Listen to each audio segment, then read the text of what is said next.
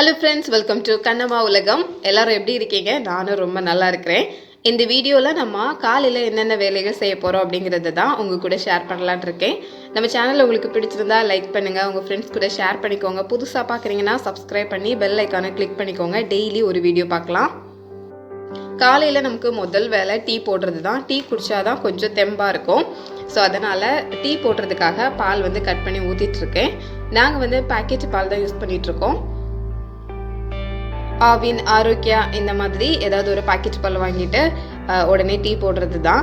நான் இதில் எப்போவுமே 1லேருந்து 1.5 கிளாஸ் அளவுக்கு தண்ணி சேர்ப்பேன். பால் திக்காக போட்டு குடிக்கும்போது ஒரு திகட்டுற மாதிரி ஃபீல் இருக்கும். அதனால தண்ணி எப்போவுமே சேர்க்கறது தான். இந்த மாதிரி தண்ணி ஊற்றி அப்புறம் டீ போட்டு குடித்தாதான் அது கரெக்டாக இருக்கும், திகட்டாமல் இருக்கும். இப்போ நம்ம அடுப்பை ஆன் பண்ணி பால் வச்சுக்கலாம். பால் கொஞ்சம் காய்ச்சி வரட்டும். பால் நல்லா காஞ்சி பொங்கி வரும்போது டீ தூள் சேர்த்துக்கலாம். சர்க்கரை முதல்ல சேர்க்கக்கூடாது. ஏன்னா ஃபஸ்ட்டே நம்ம சர்க்கரை சேர்த்தோம் அப்படின்னா பால் திரிஞ்சு போகிறதுக்கு நிறைய வாய்ப்பு இருக்குது. இப்போ நல்ல ஸ்ட்ராங்கான டீ தூள் போட்டுக்கலாம். இது பார்க்குறதுக்கே நல்லா இருக்கும். அதோட கலர் எல்லாம் அதில் இறங்கும் அந்த பாலில். உடனே அந்த பாலுமே கலர் சேஞ்ச் ஆகி வரும். நான் எப்போவுமே இஞ்சி சேர்த்துப்பேன். இதில் இஞ்சி போட்டிருக்கிறேன். சில நேரத்தில் ஏலக்காய் சேர்த்துப்பேன்.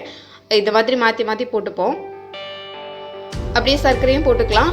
இப்போ இந்த பால் பொங்கக்கூடாது அப்படிங்கிறதுக்காக ஒரு கரண்டி உள்ளே போட்டு வச்சுக்கலாம். எப்போவுமே பால் காய்க்கும் போது உடனடியாக பொங்கி வெளியே வந்துடும். நம்ம ஏதாவது வேலை பார்த்துட்டு இருக்கும்போது நம்ம டக்குன்னு திரும்புறதுக்குள்ளே பால் பொங்கி இருக்கும். அப்படி பொங்கக்கூடாது அப்படின்னா இந்த மாதிரி ஒரு கரண்டி உள்ளே போட்டு வச்சிட்டோம் அப்படின்னா எவ்வளோ கொதிச்சாலும் பால் அந்த பாத்திரத்தை விட்டு வெளியே வரவே வராது.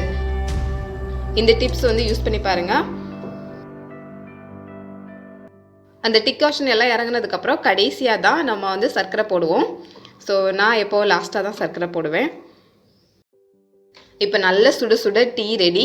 ஸோ டீ குடிச்சிக்கலாம். அடுத்து காலையில் டிஃபன் என்ன அப்படிங்கிறத பார்க்கலாம். இன்றைக்கி காலையில் டிஃபனுக்கு அடை தோசை பண்ணியிருக்கிறேன். அடை தோசை நமக்கு தெரியும், எல்லா தானியங்களையும் சேர்த்து போட்டு செய்கிறது நல்ல சத்தானது. இதில் நான் சேர்த்துருக்கிறது கொண்டைக்கடலை, நிலக்கடலை, பச்சை பயிறு, பாசிப்பருப்பு, அப்புறம் நார்மலாக நம்ம சாம்பாருக்கு யூஸ் பண்ணுற துவரம் பருப்பு, உளுந்து, கொஞ்சமாக அரிசி, இந்த மாதிரி. ஸோ அரிசி சேர்க்காமலும் செய்யலாம். நவதானியங்கள் எதாக இருந்தாலும் பரவாயில்ல, எல்லாத்துலேயும் ஒரு கை எடுத்து போட்டுட்டோம் அப்படின்னா ஒரு குடும்பத்தில் எல்லாரும் சாப்பிட்றதுக்கு கரெக்டாக இருக்கும். காலையில் தோசை சுட போகிறோம் அப்படின்னா முந்தின நாள் நைட்டே அதை ஊற வைக்கணும். ஊற வச்சுட்டு காலையில் எடுத்து நம்ம அரைச்சிட்டா போதும். அரைச்சி உடனே நம்ம தோசை சுட்டுக்கலாம். புளிக்க வைக்கணும் அப்படிங்கிற தேவையெல்லாம் இல்லை. அப்படி தான் இது ரெடி பண்ணி வச்சுருக்கிறேன். இதை ஊற வச்சதை அரைக்கும் போது உடனே ஒரு 4-5 காஞ்ச மிளகா சேர்த்துக்கோங்க, உப்பு சேர்த்துக்கோங்க. அப்போது இந்த மாவில் கொஞ்சம் காரமும் இருக்கும். அது சாப்பிட்றதுக்கு நல்லா டேஸ்ட்டாக இருக்கும். இது கூட இப்போது கொஞ்சம் நறுக்கி வச்ச வெங்காயம் சேர்த்துக்கிறேன், கருவேப்பிலையும் சேர்த்துக்கிறேன்.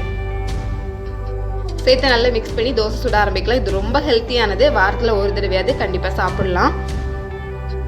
இதில் பெரிய வேலையும் கிடையாது. ஏன்னா ஊற வச்சு அப்படியே அரைச்சி உடனே தோசை சுட்டுக்கலாம். இதனால எல்லா சத்துக்களுமே நம்ம உடம்புக்கு கிடைச்ச மாதிரி இருக்கும். கல் நல்ல சூடானதும் மொறுன்னு இந்த தோசையை சுட்டு சாப்பிட்டோம் அப்படின்னா, அதுவும் சுட சாப்பிட்டோம்னா நல்ல டேஸ்ட்டாக இருக்கும். இதுக்கு பெருசாக தொட்டுக்கிறதுக்கு எதுவும் தேவை கிடையாது. கொஞ்சமாக தேங்காய் சட்னி, சாம்பார் அந்த மாதிரி இருந்தால் போதும். இல்லை அப்படின்னா தோசை பொடியே போதும். அதில் தொட்டு சாப்பிடும் போதே நல்ல டேஸ்ட்டாக இருக்கும்.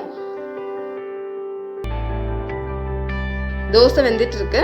ஒரு பக்கம் இட்லி தோசைக்காக அரிசியும் உளுந்தும் நனைய போட்டிருக்கோம். இது இன்னைக்கு அரைக்கணும். காலையில் எழுந்த உடனே நனைய போட்டுட்டோம் அப்படின்னா மத்தியானம் அரைச்சி வைக்கிறதுக்கு கரெக்டாக இருக்கும். டிஃபன் சாப்பிட்டு முடிச்சாச்சு. இப்போ ஒரு கருவேப்பிலை ஜூஸ் போடலாம் அப்படின்னு இருக்கிறேன். நமக்கு முடி உதிர்றது இருக்கிறது, எல்லாம் முடி நல்லா வளரணும், நல்லா கருகருன்னு வளரணும் அப்படின்னு நினைக்கிறோன்னா நம்ம வேறு எதுவும் பண்ண வேண்டாம். கருவேப்பிலை ஜூஸ் நல்லா குடித்தாலே போதும்.